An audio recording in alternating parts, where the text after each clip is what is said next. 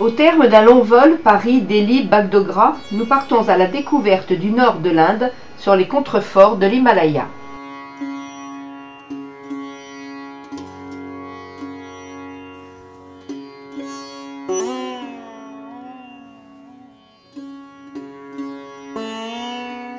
Sitôt l'avion posé dans la plaine de Bagdogra, à une altitude de 126 mètres, nous filons vers Darjeeling à 2050 mètres d'altitude, au milieu de magnifiques plantations de théiers. Lors de la pause thé-café à Kursong, nous croisons le train sur voie étroite qui relie depuis 1881 Siliguri à Darjeeling, soit 80 km en 8 heures de trajet.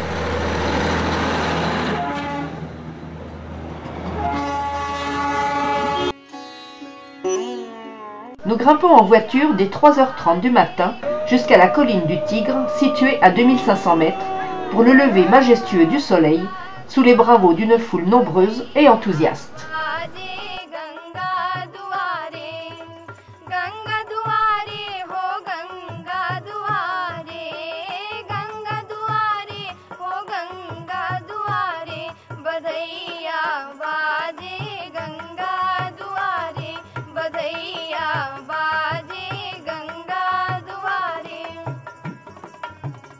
Le Kanchenjunga, troisième plus haut sommet du monde, avec 8587 mètres, émerge de la brume.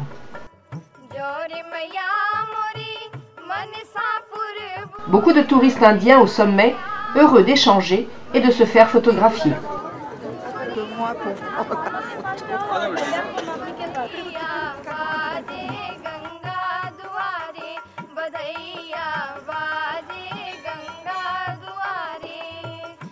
Ganesh nous rappelle que nous sommes bien en Inde.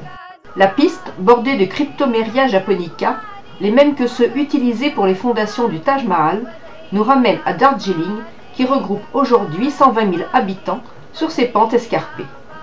En 1835, les occupants anglais, qui avaient installé la capitale des Indes à Calcutta en 1773, en avaient fait un lieu de villégiature et un point stratégique sur la route du Tibet. L'unique rue principale est déjà complètement embouteillée, une situation très profitable au commerce de rue.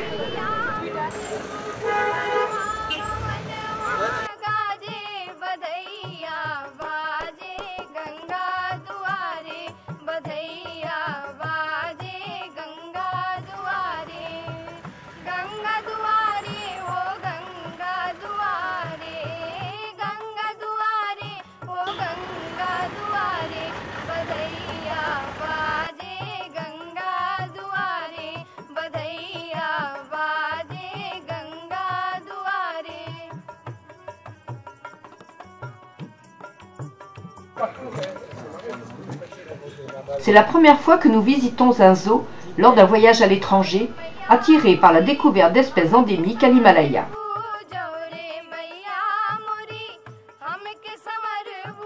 L'ours noir nous accueille, suivi par le goral, sorte de chèvre, le tar, le sambar deer, le très joli mouton bleu, mais aussi le barking deer qui aboie comme un chien, le tigre royal du Bengale, emblème de l'Inde, le léopard, la panthère noire, le léopard des neiges, le léopard des nuages, le loup,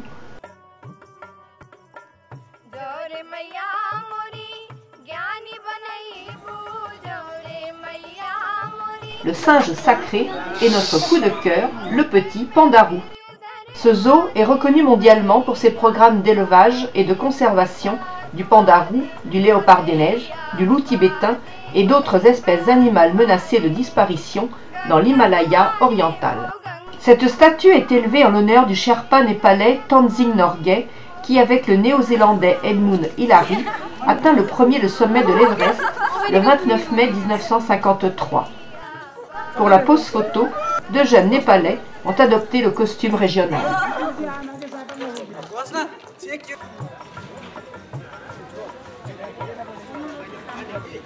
Cardamone vert, comment on dit? Cacahuètes. Cacahuètes. Après, ce sont des graines de poppy. Badiane. Des poppy, graines d'opium. Ah d'accord. L'anis étoilé. Oui, mais c'est Badiane. Badiane, d'accord. Et ce sont des graines de comment on dit? Citrouille.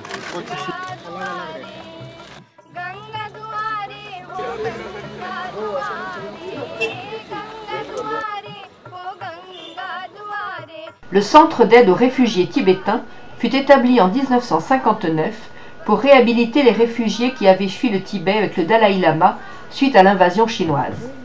Des anciens pour la plupart qui perpétuent leurs traditions artisanales et essaient sans doute de survivre avec le produit de leur vente.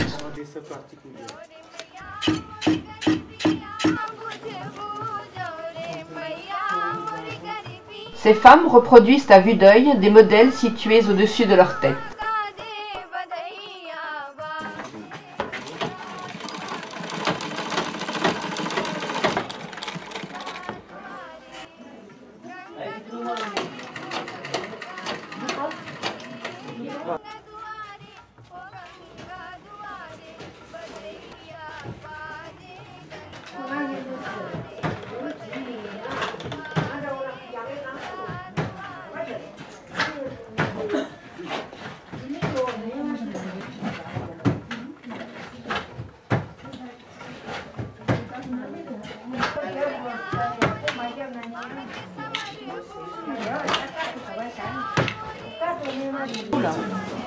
C'est un petit goût quand même.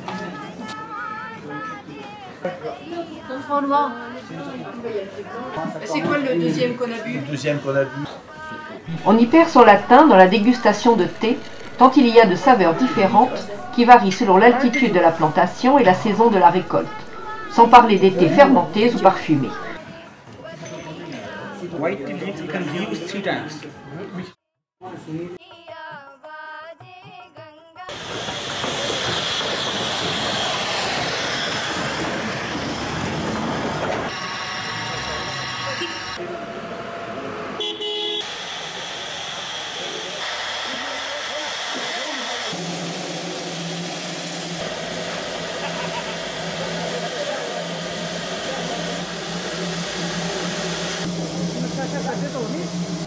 Si la voie Siliguri Darjeeling est aujourd'hui empruntée par des locomotives diesel, il subsiste encore 2 pittoresques locomotives à vapeur réservées aux touristes. Le Toy Train, ou jouet train, a été classé par l'UNESCO.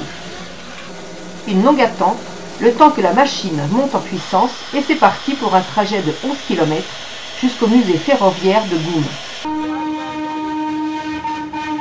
Les escarbilles volent, et filmer n'est pas facile.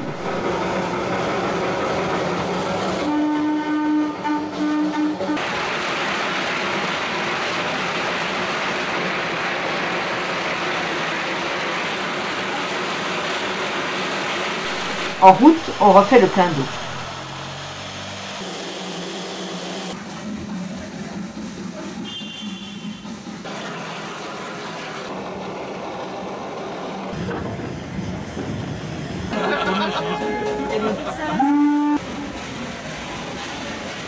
Un brouillard de plus en plus dense recouvre les hauteurs de Darjeeling et cache le point de vue.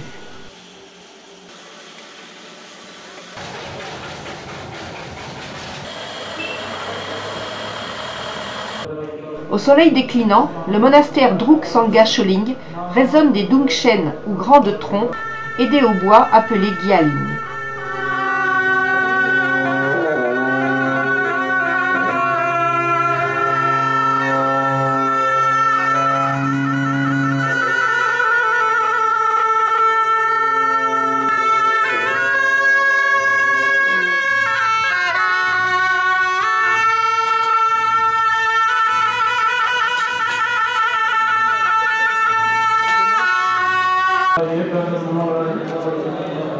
C'est l'heure de la prière, nous entrons, mais interdiction de filmer à l'intérieur.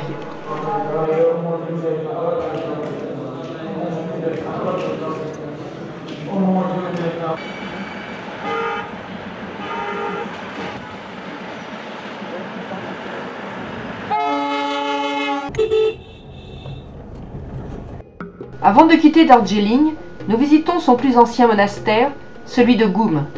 Construit en 1875 et appartenant à la secte Gelupa, il abrite une image du Bouddha du futur, ou Maitreya. Il est exceptionnel de pouvoir faire des images à l'intérieur. Aussi, prenez-en plein les yeux, car les monastères ont beaucoup de similitudes, même si les personnages vénérés et les formes du Bouddha varient à chaque fois. Photos du Dalai Lama, tambour, bol d'eau lustrale rempli d'eau parfaitement pure, lampe à beurre et une foule de statues et statuettes.